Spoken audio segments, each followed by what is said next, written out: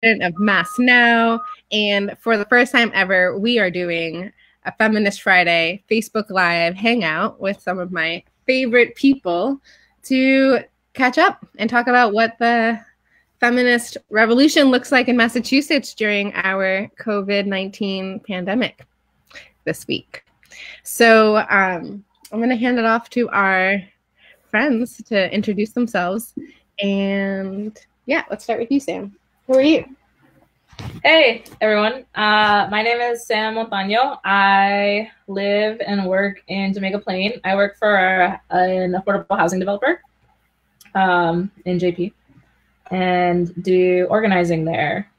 I currently volunteer on the PAC, which is the Political Action Committee for Mass Now. And it's my first year there. So just exploring. My pronouns are she, her, hers. Thanks, Sam. Gigi, who are you? How are you? Hey, everybody. My name is Gabriella Gigi Coletta. I am from East Boston. I currently live there. I work on behalf of Boston City Councilor Lydia Edwards. I'm her chief of staff right now. Was her campaign manager before that during her election in 2017. And that's really where my background is. It's in political campaigns, but more specifically, getting women, progressive women, elected to office. So that's where I come from, and that's why I'm on the Mass Now PAC. So I currently volunteer there. That's my first year, and I'm just super excited to be working with Sam on the PAC, some of the other women that are on there, getting progressive, pro-choice women elected to office in Boston. Yeah, awesome. And Sebastian, how are you? I'm doing well. Hey everyone, my name is Sebastian Zapata. I'm a Jamaica Plain resident. I currently work at Boston City Hall as the census liaison, overseeing all of our operations to get the most accurate and equitable count possible with the federal 2020 census that's been underway for a little under a month now. Big fan of Mass Now. Obviously, everyone that's on this live chat right now are good friends of mine. Very fortunate to have met these people and just be in awe of all the work that's been accomplished so far and what's to come. So thank you for having me. Thank you for joining us, both of us. So it is Friday today. It's Friday afternoon. It's hard to tell what day it is sometimes now, as we are 3-4 weeks in quarantine, depending on when you started. I want to make sure that everyone who's watching knows that they can go to our newsletter that just went out today, and you can also see it on our website to get a list of resources for women and marginalized genders and communities that we're updating for all different issues around relief funds and ways that you can help, and that we are also a multi-issue organization. So if you don't know, Mass Now is over 50 years old. We just celebrated our 50th anniversary 2 years ago in 2018. And we are working for a feminist future now. And what does that mean? How do we do that? We do that in 3 different ways, mostly. We do that through our foundation that does education around feminist issues. And so all of our consciousness raisings, which kind of look like this these days, are part of our foundation work. We also have the Mass Now Inc. that advances feminist policy and legislation. And so hopefully you've heard of the I Am bill that we've been working on this session to increase access to menstrual products.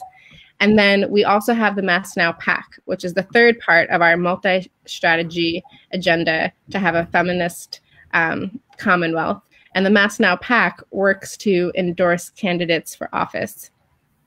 And there's lots of different PACs out there. Gabriella and I actually met originally, I remembered from when you were working at the Massachusetts Political Caucus, which also works to support women running for office. And I don't think a lot of people know about the Mass Now PAC because it works in terms of the election cycle. So sometimes it's really active, sometimes it's not as active. We're gearing up right now, obviously, for a pretty active election season in November, not just because of the presidential election, but because we know that means that there's more turnout for voting up and down the ballot. And Mass Now does statewide policy. And so we're working on bills on the state level. And then we have local chapters that also work on city-wide policy. So we have local chapters. We also have the Mass Now PAC, which is the third part of our No, sorry. And so I think it says you have Facebook open. oh, if I have Facebook open on the computer, then I think that was me. oh, no way. I'm trying to share it. I'm trying to share love. Sasha's like, who's butting in? I'm like, who am I? No. Sorry, guys.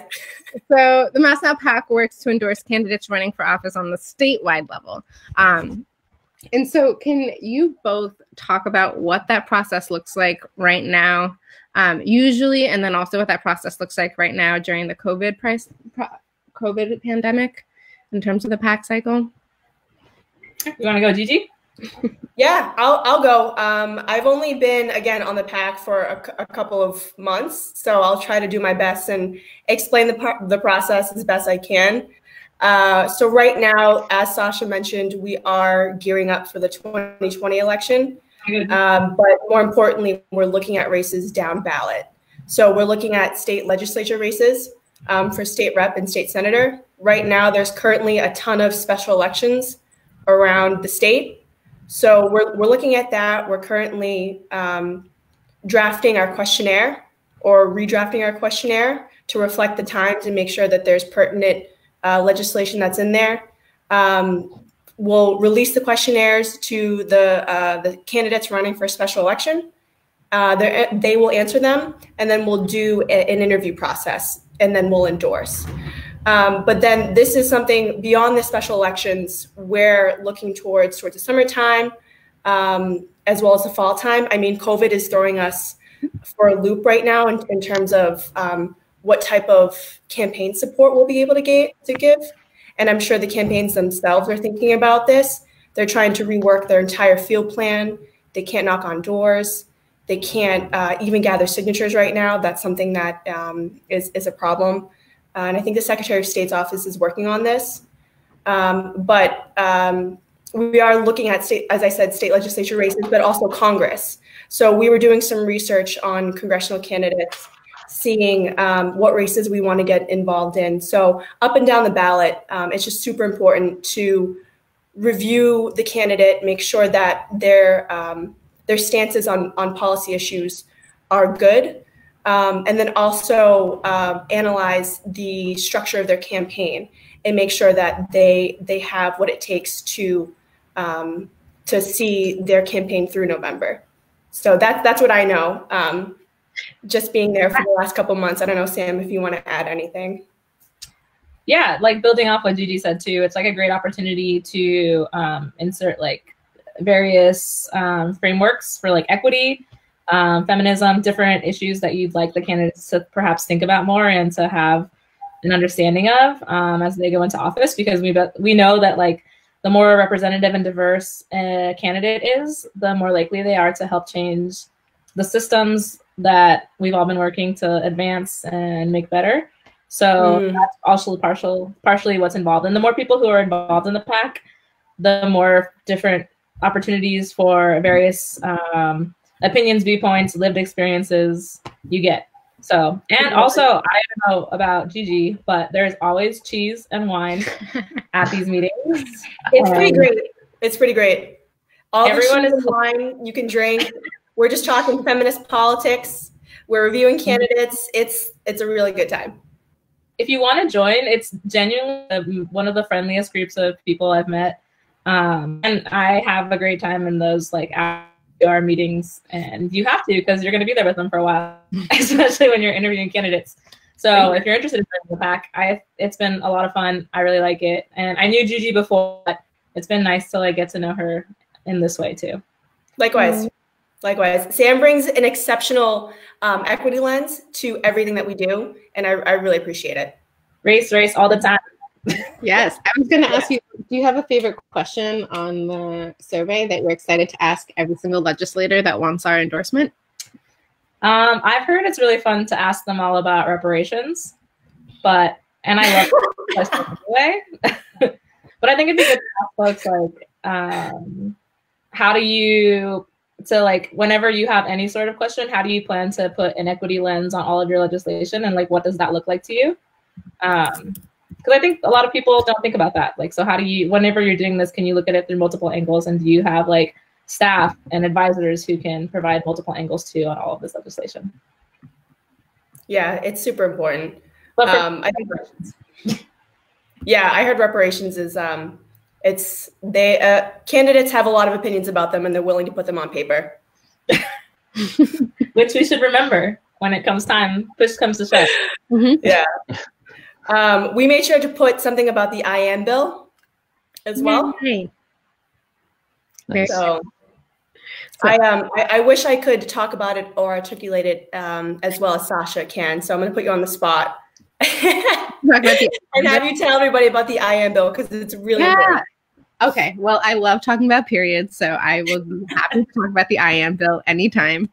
The IAM bill is a bill to increase access to menstrual products. So it's an acronym to help you remember, but also I am unapologetic about being a menstruator. And so this campaign is not only about making sure that these products are free in schools, prisons, and shelters, but it's also doing work to take away the stigma from periods, which are natural and also have been happening since literally the beginning of time.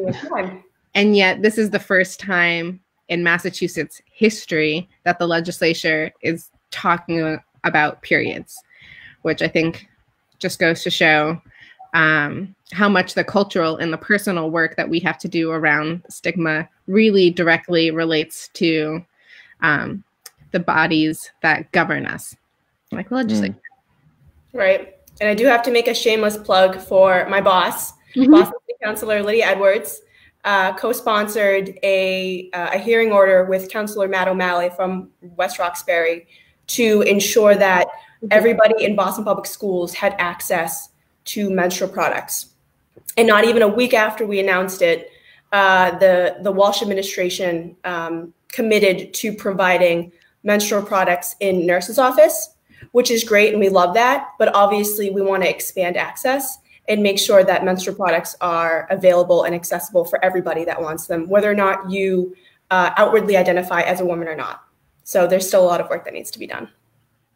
Thank you and Councilor Edwards and the whole Boston City Council and City of Boston really for the work that you've done immediately to show what is possible in such a quick timeline to actually advance menstrual access. It doesn't necessarily need to take a whole legislative session. This is something that cities can act on much quicker. Yeah. And also right now, I've been emailing all day and all week with our partners at who are coordinating the BPS, the Boston Public School meal sites, because they are also making sure to have menstrual products available at those sites.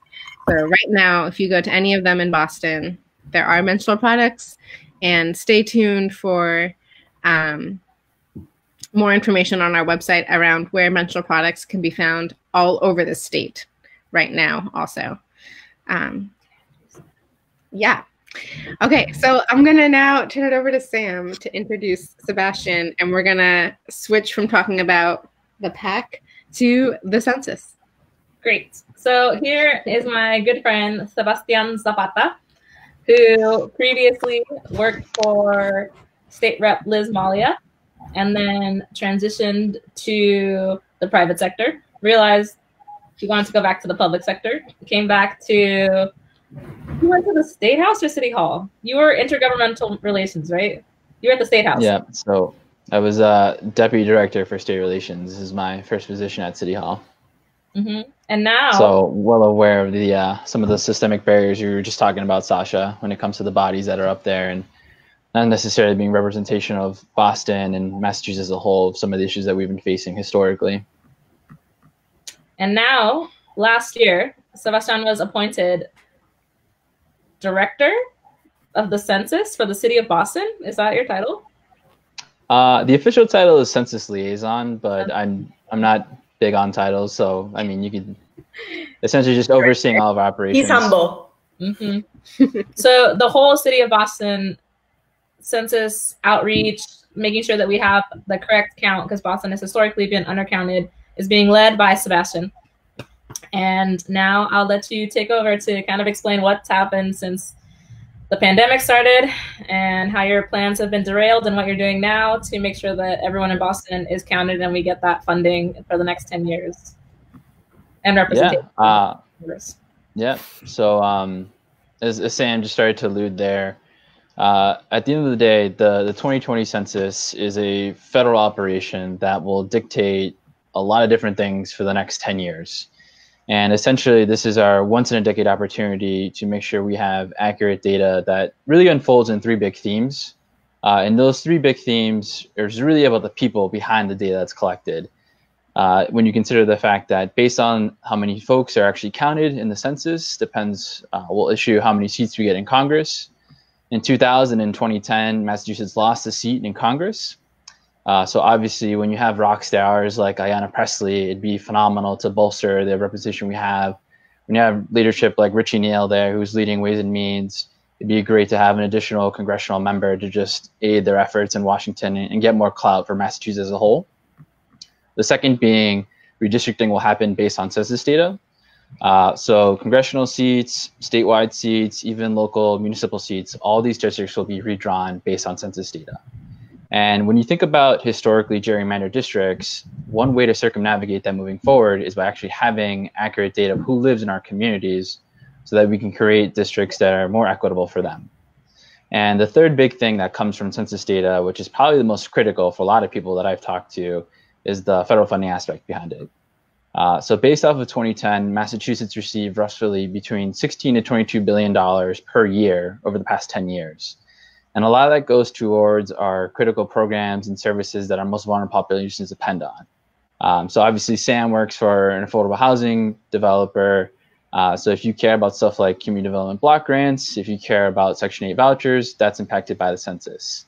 And I would also say a lot of that money right now is being used for rental assistance too. So folks who can't afford to pay their rent during things like this are using that money. So the more we get of it, the better prepared we are in pandemics. Yeah, no, absolutely. I mean, again, when you talk about sort of the crux of this really being data collection, but more so the people behind the data, is by having better data, we are better able to respond to emergent situations. I'm sure a lot of us are probably really in tune to the unfolding issue of lack of data from the state level about who's being impacted. You know, fortunately, Mayor Walsh has sort of stepped up to fill that void, announcing his sort of health equity task force yesterday. And some of the numbers as of yesterday have started to trickle out, but it's not complete, unfortunately, to see, you know, who's being impacted. But nonetheless, we do get a sense of it. And I don't think it comes as a surprise that it's Black and brown folks, minority folks that are historically the ones that always feel the brunt of issues like this. And so it's these same populations that we're talking about today that are getting decimated by COVID that historically go undercounted in the census. Boston in and of itself, it's the 9th hardest city to count among the 100 largest US cities. And a lot of that is due to the demographics that we have living here. So when you think about who is hard to count historically, you're talking about renters. About 2/3 of all Bostonians are renters. You're talking about foreign-born. You know, over 30% of our population roughly is foreign-born here in Boston. Those that speak limited English proficiency. So although all these people are what make Boston this beautiful, diverse place and add to our social fabric, it's what makes it so difficult to count in the first place. And so recognizing that, you know, pre-COVID, we had a lot of focus on grassroots strategies, one-on-one meetings, meeting people where they are at. And so we did $95,000 worth of grants to 13 different community-based organizations like Santa Presente, NOAA, Viet Aid, City Life, Chinese Progressive Association, et cetera, to just sort of understand the fact that, yes, City Hall plays a crucial role in this, but we need to find as many different trusted messengers and voices as possible. And so for a lot of our communities that we're talking about that historically undercounted, they rely on these places to go get advice or to go get services. So we felt that it was best to empower them financially to be able to do some of this work that they had thought about doing originally, but just needed some funding. So that was a really great thing that for the first time ever was done on behalf of the city. So I really wanted to give a shout out to Mayor Walsh for understanding the importance of getting an accurate count. Again, going back to those 3 themes that I talked about earlier. And now, with post-COVID, I think it's similar to what Gigi just mentioned about sort of campaigns being derailed. You can't sort of do this grassroots door knocking, one-on-one intervention meeting anymore. And so although we had places like Boston Public Libraries, Boston Centers and Families, ready to be de facto assistance centers where folks can come in and get their questions answered or have a piece of technology available to fill out the census there and then, that's obviously now off the books because we can't have mass gatherings. You don't really have a captured audience anymore. So now moving forward, we're going to shift to a lot of social media, ethnic radio, and ethnic media to just sort of bolster the fact that our communities all need to be counted at the end of the day. Unfortunately, the nice thing about this census is that if you haven't done it already, you can certainly do it right here, right now. The 2 most accessible ways to fill out the census is either online or over the phone. You can do it in 13 languages for either one of those 2 options. Simply go to my2020census.gov. Again, that's my2020census.gov, and you can fill out the census right there and then. You should have received a few mailers to your household address by now. But if you still want to do it, please, I highly recommend, I plead that you do it.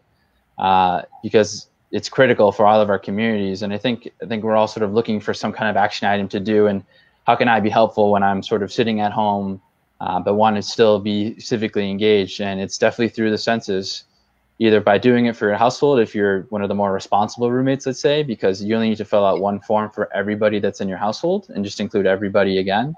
Or just encouraging your family members, reaching out to them when you're talking about, hey, how was your day? Just checking on you while we do social distancing, physical distancing, and asking them, have they done the census yet? Knowing that it's critical for everybody to be counted. I called my grandma in California earlier this week and I asked her if she had done her census. She's like, yep, did it, because there's 6 of them in the house and they're Latino in LA. So incredibly important that they're counted. And then I called my mom and she hadn't done it. And I was like, what are you doing, Mom? You're at home. Literally, what else are you doing? I hope you're at home. I mean, it's super easy. I did it, I have 2 of the roommates, the 3 of us count as one household. I did it, within 5, 6, 7 minutes tops. For most people, I think especially of our generation, it's welcome that it's online. But also just keeping in mind that although that's a new opportunity, it does create a barrier knowing that historically the census has been paper form.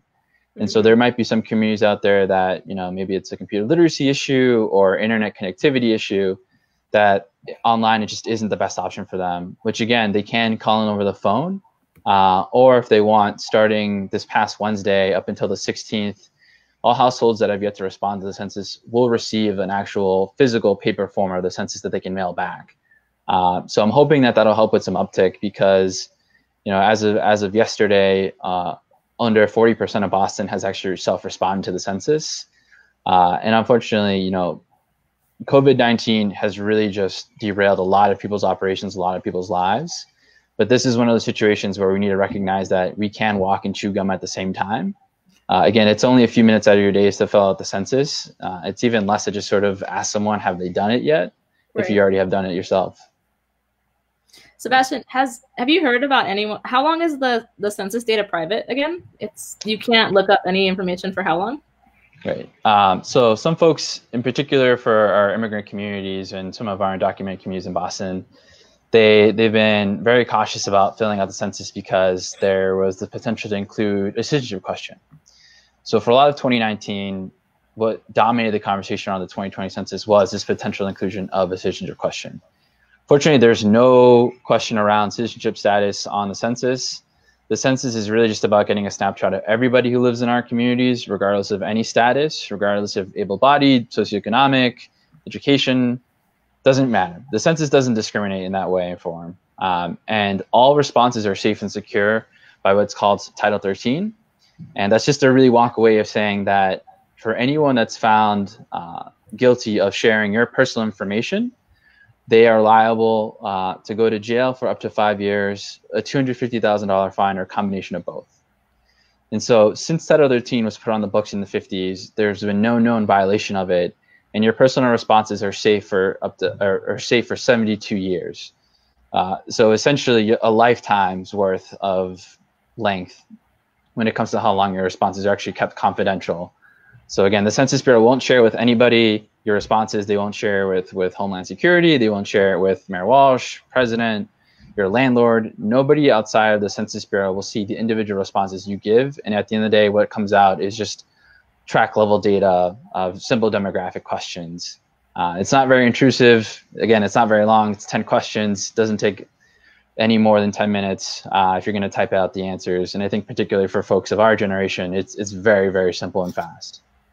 Sebastian, I'm not sure if I ever asked you this before. Sebastian and I kind of know each other, but I've never asked him this question.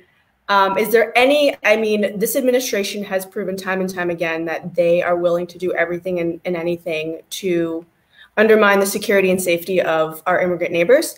Is there any way or likelihood that this administration would attempt to overturn Title 13? And is there any mechanism where that could happen within the year or within this election cycle? Yeah, I mean, I wouldn't try to put anything past this administration, just given the historic attempts they've done to politicize the census, as well as just sort of derail an accurate count for urban communities like Boston. That being said, Title 13 has come under attack. They try to get information through the Freedom of Information Act to try to get individual responses. That was shut down. So again, Title 13 is pretty ironclad when it comes to actually respecting people's privacy. Mm-hmm. But I would say that for folks that are sort of even, still a little cautious about that, just reminding them that although I don't want to, diminish your fear of this federal administration and potentially they're using your answers, just keep in mind that first and foremost, there is Title 13. It's very ironclad. I think secondarily, potentially more important for some people to hear is the fact that if we let fear overcome us by not participating in the census, we are essentially seceding power to this administration. At the end of the day, the census is a direct community empowerment tool. It's direct democracy. Everyone can participate in it. Unlike elections where only a certain few are privileged to be able to do so, the census is something that everyone can and should participate in. And at the end of the day, it's really about the betterment, the collective betterment of all of our communities, and we all stand to gain by filling it out. It's an act of resistance. Yeah. Absolutely. What about, so Boston has a huge transient population. Massachusetts does too in terms of its college students. What should college students or people who are living here in Boston usually, but maybe went home for to someone else's house outside of the state for this month of the quarantine, they can vote or they can do their census online, but where should they fill it out for? Right. So that's a really good question. Obviously, Boston has a huge amount of college students. We have roughly 150,000 students between the public and privates here in Boston. And so that's like a big issue now moving forward is the whole operation of counting college students where they accurately should be counted. Create a barrier knowing that historically has been paper-formed. But if you live on campus, or if you were living on campus with a resident dorm address, you will be counted by your school through an administrative record. But if you were to live off campus, you should be counted where you lived off campus. So even if, let's say you're a non-native Bostonian or non-native to Massachusetts, but you lived predominantly most nights out of the year, you lived in Boston, you should be counted in Boston. So it's as simple as saying, my address was 123 Fake Street, Apartment 1. You should be counted at 123 Fake Street, Apartment 1, even if you're going back home with your mom and dad or whatever guardianship you're going back home to ride this out. And if you're a college student that was living on campus, it's as simple as just making sure that if you do want to fill it on your own, you should put in your college address, your dorm address. But just keeping in mind that you should be counted already by an administrative record from your higher ed institution. Thank you. So action items for everyone listening now and moving forward. You should fill out your census. You should tell everyone that you have filled out your census, brag about it, ask them if they have positive peer pressure opportunity right here. You can fill it out online at my2020census.gov. my2020census.gov, or you can call and there's 13 different languages that you can do, which is pretty cool.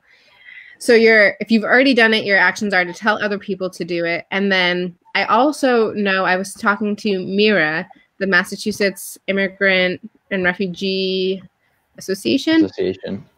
And they are doing phone banking for their priority populations also.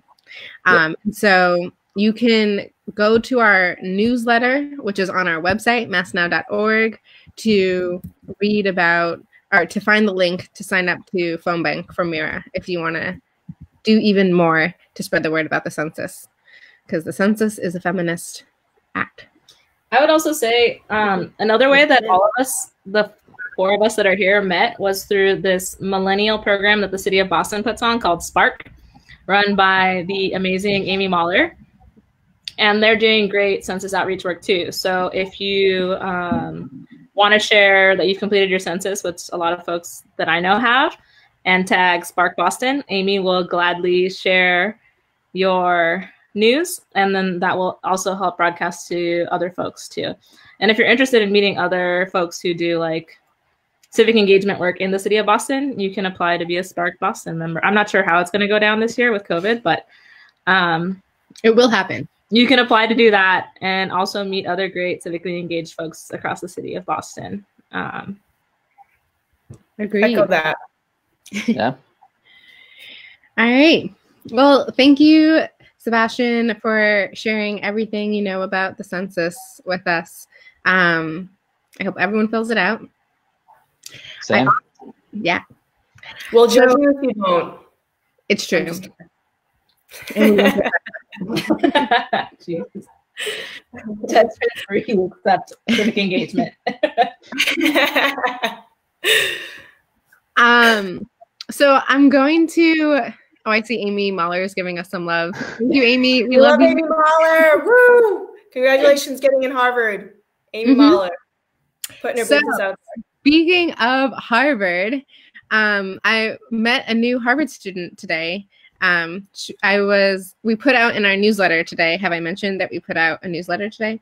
That we are also planning an event next week with Florida Now about the FDA lifting the ban on telemedicine in order to allow for doctors to prescribe medicated abortion via telehealth. And that is more important now than ever, but always important. And I'm going to introduce Caitlin, who is in our broadcast studio right now. I'm going to bring you up into this live scene. You're really good at this, Sasha. Never done it before.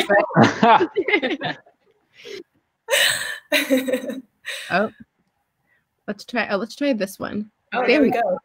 That's a good thing for me. So many issues. Okay. Hi, Caitlin. Can you guys hear me?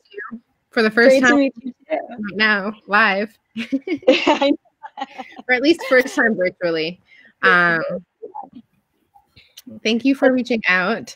Why don't you introduce yourself to all of us, both Gigi, Sebastian, Sam, and then the whole world watching, and tell us about the work that you're doing with Hey Jane. Awesome. Yeah, happy to. And thanks so much for having me on. It's been awesome to listen to all of you guys and the great work you're doing. So thanks. My name's Caitlin. I'm a grad student at Harvard. I'm working on a project with a small but mighty team called Hey Jane. Our goal is to increase access to medication abortion with pills through telemedicine. This is important sort of in all times, as you guys are well aware. It's not easy to get an abortion. There are 27 cities that are more than 100 miles from the nearest clinic. Once you get to the clinic, you're likely to be looking at protesters who may harass you verbally or physically. And all of these added barriers add a lot of extra cost to the treatment that makes it even more difficult to access. COVID has sort of amplified all of these issues. Clinics are shutting down or treatments are being canceled due to limitations on PPE or like sort of well-intentioned but ultimately harmful attempts to avoid exposure for patients and providers. So we're trying to make a real push now to introduce telemedicine abortion. The FDA currently requires the pills to be dispensed in a clinic. You literally have to drive all the way to the clinic just to take the pills back home. It's very, very silly. So we're pushing them to allow dispensing still with a prescription and a licensed physician consult through retail pharmacies, and that would allow delivery to home. So if you're interested in learning more, check out our website, abortionisessential.com or heyjane.co, and would love to connect with anyone interested in learning more. Thank you. Thank you, guys. So can you also just explain for anyone who might not know what the abortion pill is that we're talking about that would be available through telehealth? Totally, yeah. So you guys have probably heard of the abortion pill. It's actually a set of 2 pills. You guys don't need to remember these names, but one's called misoprostol. The other is called mifepristone. The mifepristone is the one that's subject to all of these regulations because it's pretty much only used for medication abortion. They are about 99% effective when used to terminate unwanted pregnancies up to 10 weeks, which is about 92% of abortions in the country now, and incredibly safe. The adverse reaction rate is about 1/4 the rate of Viagra. So essentially these regulations are not at all rooted in patient safety, as I don't think is surprising to anyone. 1/4. Mm-hmm. And it's 14 times safer than a continued pregnancy. So attempts to say that this is for maternal health are not rooted in the evidence. And is this a new technology that is available, or I know? So this particular protocol, was approved by the FDA in 2000. So it's been around a long time, very well studied, very well understood. And actually more recently, there have been a few small studies, including a really great one called Teleabortion by an awesome organization called Genuity, studying medication abortion over telemedicine, which has also been proven to be really safe and effective. Awesome. Julian, can you talk about the difference between a medical abortion or maybe the weeks in between? Because we're really talking about time here. So usually a woman will find out that she's pregnant at 6 weeks. Yeah. Right. You're late. You'll realize it around week 5, and then you'll take a test around week 6. And there's really a short window of time for you to go through this medical abortion. And now in the time of COVID, the safest way to go through this procedure is a medical abortion. Because I don't know what the exact week marker is where you go from medical to surgical, but in the time of COVID, it's more important than ever to have a medical abortion because it limits you from going into the clinic and exposing whatever you might have or the nurses has to one another. So I don't know the distinction between weeks, but I really think it underscores that time is of the essence when it comes to this, and the telehealth medicine is insanely important. Yeah, that's absolutely right. So the medication abortions can be used. They're FDA approved up to 10 weeks. They do work, 10 weeks. as a little longer, but FDA approved up to 10 weeks, which is usually 3 to 4 weeks after someone would find out they're pregnant. So it is very time sensitive. A lot of politicians have described the treatment as non-essential, but clearly given the time limitations and the impact, that's wacky. Exactly. And Florida was able to grant medical abortions through telehealth? I think that I've seen some protocols where they're allowing pickup. So essentially like a no-touch protocol where you can go, but you still have to pick up the pills from the clinic. Okay. Well, thank you for your work. It's super important. Thank you, guys. Really assist or support you, please let us know. Thank you. And we'll be talking more about this issue next week, and hopefully you'll be able to join us then as well, Caitlin. I love that. Thanks.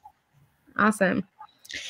All right. I will relieve you from your live duties. That's a nice background, though. Yeah. Also, thanks. I'm loving your wallpaper. Mural, and it's worked well for my news. Mural. Art. Bye. Thank you. Bye. Okay, now we are 3 people again. Let's try this. Which website? Oh, nope. There we go. Okay.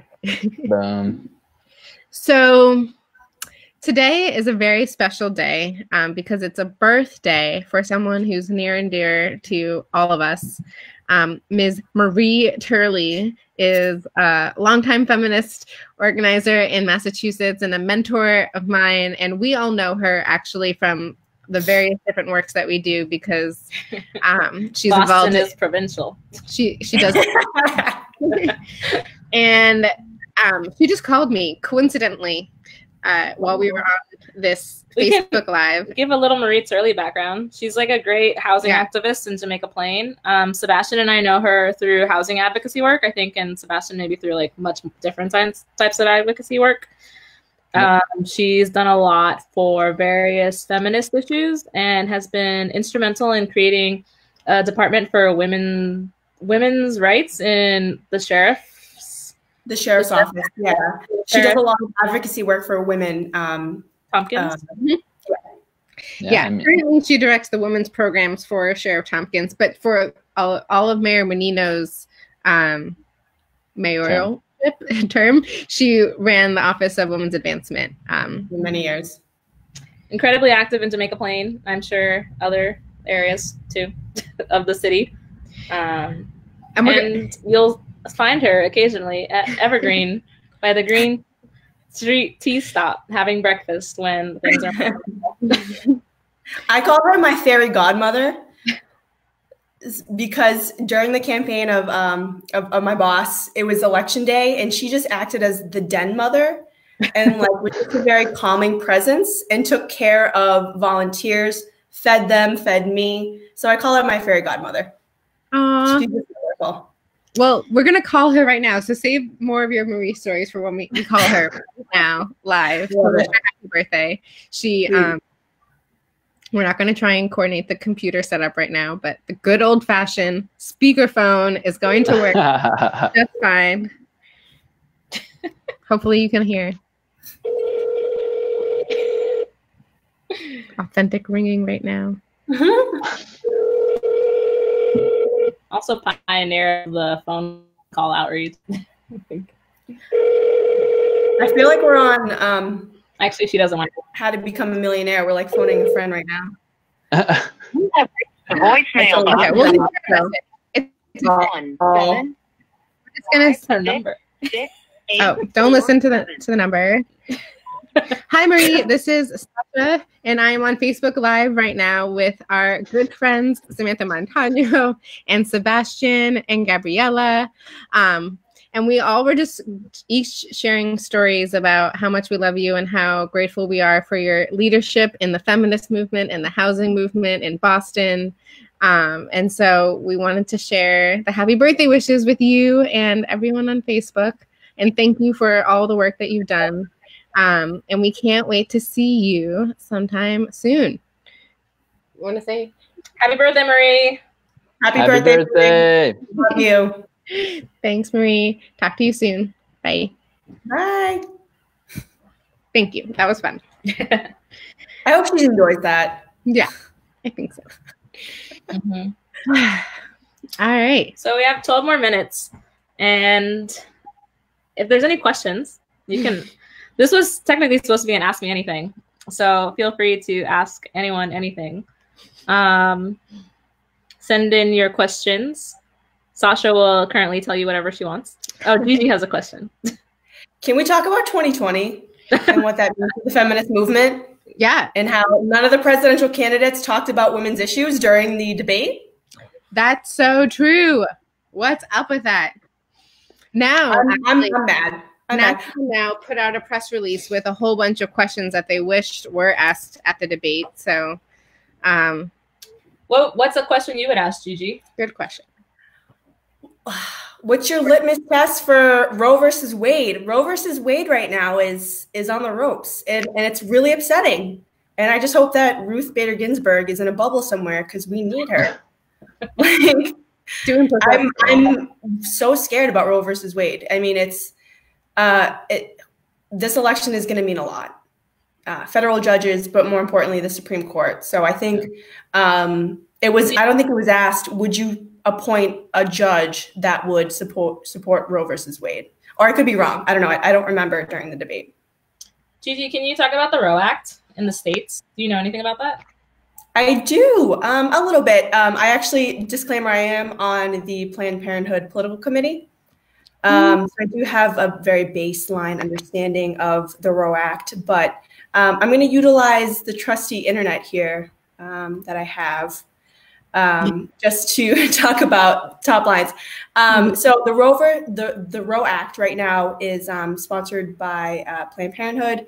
I think it's currently, I don't know where it lies in the State House right now, but I do know that Harriet Chandler is doing a lot of work on it in the House. Senate side, I think, is Jim O'Day. I could be wrong about that. Reverse, but yes. What's that? Chandler's in the Senate, right? But I think Chandler is in the Senate. Yes, you're right. She's Senate President Emerita. I'm so sorry about that. And then I do know Jim O'Day. Is he in the House? I feel like he might be. Okay, yeah, I switched them. Yeah. But anyway, so the Roe Act right now is just ensuring that regardless of what happens on the federal level, women or people who identify as women are have access to abortion regardless. Mm-hmm. So I can jump in with there's a couple different clauses to it, and I don't know all of them, but the one that sticks out to me the most when I talk about it is that it would take away the age requirement in order to get to access abortion. So right now, if you are a minor, you need your parents' permission or your parental guardian's permission to access an abortion. And if you don't have your parents' permission for whatever reason, you can go to the judge. And I think in practice, the judge almost often does allow for the person to get an abortion, but it's still a huge barrier to have to go to court, which means you're not going to school or you're not going to work, and you have to tell someone, a judge, but anyone, why you want an abortion, which shouldn't be something that you ever have to explain. And so this is really making it so that any minor, any person can make a decision for themselves about what to do with their body. Because of course, you don't need permission. Permission is not relevant in order to actually get pregnant. And so then to require permission to get an abortion is hugely problematic. It is problematic. And talking about time, it does delay. It could delay an abortion 21 days or more. I'm just looking at PlannedParenthoodAction.org right now. But I think the bottom line is that this is a medical decision between a young person and their doctor. There's no reason why a judge should come in and do a test of character analysis. This is a medical decision at the end of the day. And that's exactly what the Roe Act is pushing for. So to take action, what everyone should do is they should contact their state rep and their state senator and let them know that they support the Roe Act and they want their state senator and state rep to do the same as well, at the very bare minimum. Do we know where this is in the House yet? No, I don't off the top of my head. And unfortunately, right now, well, not unfortunately. I mean, they're obviously with COVID, they are so focused on protecting residents that I think a lot of the things on the docket have been pushed to later on. So, but I don't have where it is right now in the House or the Senate. Yeah, probably not very far, considering. Yeah. The legislature is pretty much suspended indefinitely. They have to figure out if it's constitutional to extend the legislature, which is supposed to end in June. So I see two questions. One, Ellie's first.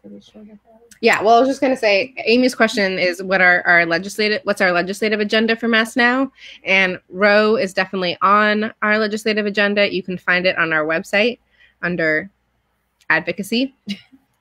And then I see another question from Ellie Sanchez. Sebastian, get ready. Yep. Are there any conversations happening around expanding the gender markers on the census form? So great question. The answer is yes, there are conversations, but unfortunately they weren't able to advance far enough before the form was finalized. So for this year, the options are binary. Obviously, we don't live in a binary world when it comes to gender anymore. It's fluid, it's a spectrum. And so I would say that if you do not want to identify as either one of those two options, you can technically skip that question. Just be aware of the fact that the more questions you skip on the census, it does increase the likelihood that you get a follow-up from the Census Bureau, either by calling the phone number that you provide or by them knocking on your door. And so that is something that I also wanted to bring up now that we're back on the census, is the fact that the best way for you to avoid a door knock, because the census will do follow-ups to all households that have yet to respond to the census itself, by sending out door knockers. And I think right now, you know, as folks are concerned about just making sure that they're social distancing, physically distancing, having someone knock on your doors is not preferred. And I would say having someone knock on your door wasn't preferred even before the world of COVID-19. So the best way for you to avoid someone knocking on your door is to just fill out the census online, over the phone, or via the paper form. And so hopefully what will happen, you know, just to bring it back to Ellie's question, is 10 years from now, we have the ability to do a lot more groundwork to just advocate for how the census should be formatted in the way that's a little bit more equitable. So I think, you know, having the gender question not be binary is one. For the first time ever, you can actually put, you know, if you're in a same-sex marriage, which I think is really fascinating and speaks volumes of how we've advanced both politically and in a government sense. But again, it's if it's a same-sex marriage, and you both have to, again, fall into the binary spectrum there. Thank you. Sebastian, who decides who makes the questions on the census? So the bureau head essentially just pitches it to the Commerce Secretary, Wilbur Ross, and Secretary Barr is involved as well. But it just has to be it has to be approved by Congress. So if we want to change this, we could lobby like our congressional representatives. Mm-hmm. Thank you for clarifying that. Okay, so Marie is texting me that she missed our call. So maybe we should just try one more time as our last hurrah on our... And Juliana, I agree, gender and sex are different. And I'm not... Do you think, Sebastian, that the census would create two questions, like sex and then gender, or is that, you think, more than they're trying to put on there? I mean, I think potentially it could, right? There's a reason why we ask race and ethnicity is really geared towards Latino Hispanics versus asking them to, you know, just identify as a type of race. And my apologies for misspeaking earlier. Yes, they are, gender and sex are two different things. But it's just one of those things where you're technically supposed to respond with your legal sex, and some people might not actually identify as that sex. And so that's why I just wanted to say, folks, that you can skip that question if you want to, but just understand what might happen if you do decide to skip a question, regardless of what question it is. Awesome. Okay, I'm going to try calling Marie again.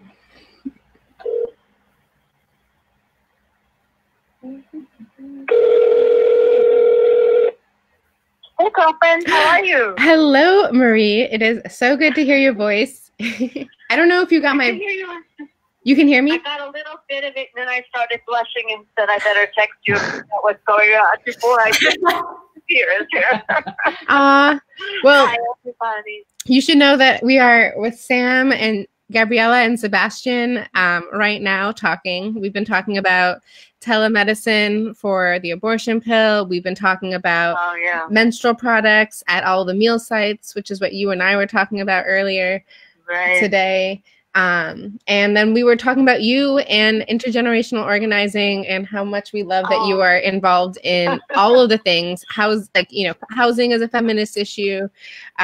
You worked at the city of Boston. Sam really did a great introduction. Actually, we all had stories to share, but. I'm sorry I missed them, but thank you guys. What did you say, Sam, though? That's so cool. Oh, I gave your whole JP housing advocacy life story. The sheriff also was Ward 19, Ward 11, I can't remember. Ward 11, very involved there. Also, plug for my representative, Malia. If you live in JP and are in Representative Liz Malia's district, she's collecting signatures tomorrow on her front porch. As is, I think, Rep. Eligardo. Online, so people can do them online. Oh, also Marie Turley's porch, Union Ave. Yeah. And I have a pen in an envelope, and anytime anybody signs it, I put a new pen out. So you can call me and let me know you're coming, and I'll make sure you can do it. That's so cool. Yeah, it's crazy. 150 good signatures. So nuts. Wow. Yes, if your breath is running. Yeah, that's it. That's all. I was just giving a brief overview of your history. And considering that at our last meeting we were a tad at odds, that's very sweet. Not at odds. We're just trying to find the balance. Background for Marie is a neighbor of affordable housing that my organization is trying to build. So we have to work very closely. She's going to hold you accountable. Pardon me? No, it's hard because when you're a community activist, you also have to speak for people whose opinion you may not 100% agree, but it needs to be spoken anyway because they can sink you. I'm still, Sam, you will not believe this. I'm still getting madness about Pine Street. I'm like, hello? They thought they were putting virus people in the existing building. Forget the new building. Yeah. Like, no. Seriously. This was last week's challenge on Friday.